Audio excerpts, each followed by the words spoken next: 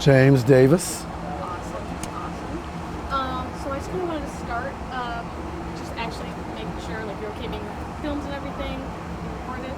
Awesome. Okay. And then could you kind of talk a little bit about your experience in Adams Morgan? Like, do you live around here? Yes, I live in the Arrighi building on 16th and Columbia Road. I've been there approximately 6 years, this past August. Nice.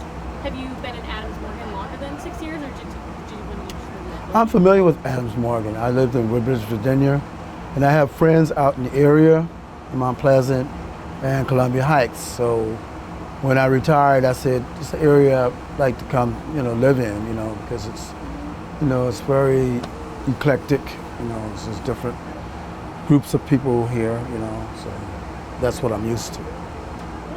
Do you have like a favorite like spot in Adams Morgan, or like one of the coolest places you've been? Not necessarily. No, not really. I mean, I just like the spirit of the neighborhoods, the cohesiveness, between Mount Pleasant, Columbia Heights, and Adams Morgan. Do you think like the spirit has like kind of stayed the same over the times that you've been in the neighborhood, or do you think it's kind of like changed over time? It has, up until recently, with the federal government, cracked down on homelessness at midnight, which is a cover-up, it's a smoke screen.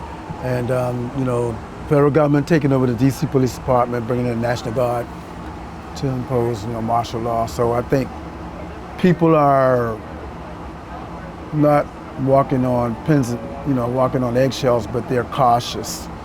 Because even people who are not unhoused, catching some of the residual, some of the, after effects of them coming in the area, because after all, they are law enforcement. So they're not looking to arrest anybody, but if you're breaking the law and you happen to be out there, then, you might be encountered, by, a law officer or enforcement officer. Yeah, for sure. And some people have, somebody in my building had been too.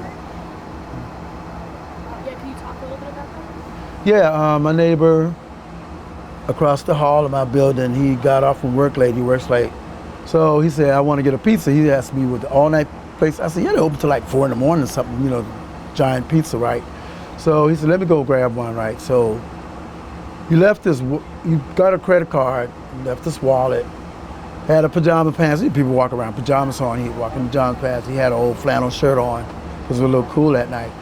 They stopped him because I guess, the way he was dressed, I guess he looked like he was unhoused.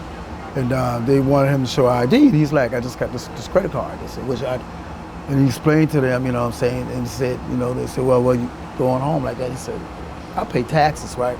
And he walked down Columbia Road, and they kind of like followed him down there in the car. And when he got to the Argonne, then they turned around and came back down. I'm like, that is so ridiculous. That's ridiculous. So, I don't know. Things have changed. I mean, since then. The pandemic changed things somewhat. I came here in 2019, right at the beginning of the pandemic. And things were changing because of the pandemic, not because of, societal stuff. What ways do you think like the pandemic changed them? Would you say? Well, businesses, closed. A lot of businesses closed, that. And the hours changed because people were working from home. They were teleworking and that type thing. So. Do you think like did COVID? Do you think change like the spirit of the neighborhood, like the federal takeover has, or would you say it's kind of like came back? I think the federal takeover has changed it more than COVID. Is that something like? Do you think you see that kind of like change in the spirit as like permanent, or do you think it would go away once like the federal officers leave? They were supposed to have left on the 10th, but the mayor wanted to let them stay on to assist. And I think she was talked into it by the person you have in charge of the DC Police Department. So, I mean, we don't know the inner workings of it, but yeah, because they were kind of opposed to it in the beginning. And the crime rate, the percentage of the crime rate was going down anyway, so they can't really gauge any specific decrease in crime except the murder rate was down. It's down. Can you talk a little bit about like why you're here at Adams Morgan Day and kind of like what you're doing? Well, I'm always here. I'm here so to promote street sense and talk about free DC for their diligence and hard work, to the cause, to resist government takeover of the district. You don't pay taxes, no taxation without representation anyway. Now they want to, just impose martial law and just take some tax dollars away from homeless prevention programs and programs that could help people by paying out-of-state National Guardsmen overtime money. And these guys didn't really sign up for that because I've spoken to quite a few of them. So like in Macy's, they're inside the stores, at the door at security. And I said to one of them, I said, wow, homeless people hit the lottery? Wow, they're shopping at Macy's now, right? And one of the young guardsmen, he like smiled. He said, yeah, just selling that paper, what's that? And he said, let me get one of those. And he gave me a donation. He folded up and put it in his little backpack on the side. So, they didn't really sign up for this. I mean, it's not an earthquake, it's not a natural disaster, it's not, a crime wave, it's not, saying a riot, so. But the president has authority in the district to do that. Other states, he has to get permission from the government or get their okay to do it. So. Can you talk a little bit more about like street sense and kind of like what you do with that? Oh, well, we started out as underneath the National Coalition for the Homeless in 2003 as a co-sponsor. And then we broke off in 2005, became our own 501c3. At the time, Michael Stoops, he's passed away.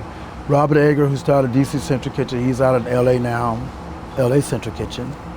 And we became friends and we still keep in contact.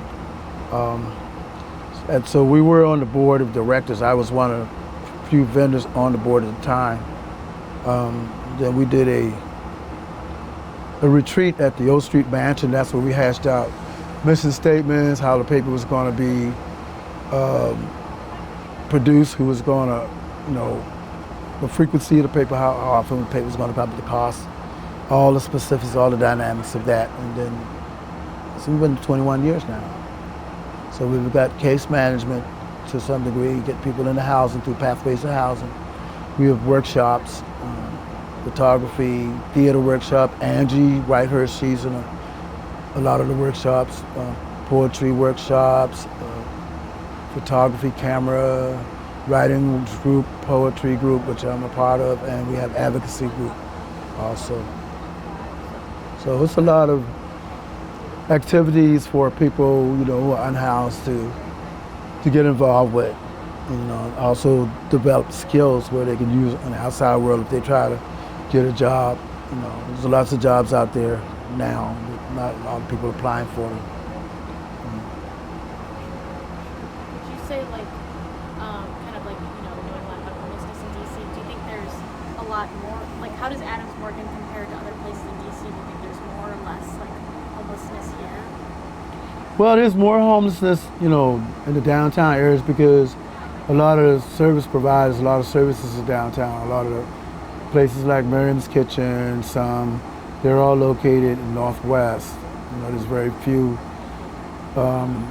places in other parts of DC where the homeless can go, where they can get meals, showers, case management support and so forth. So that's a concentrated downtown Northwest area.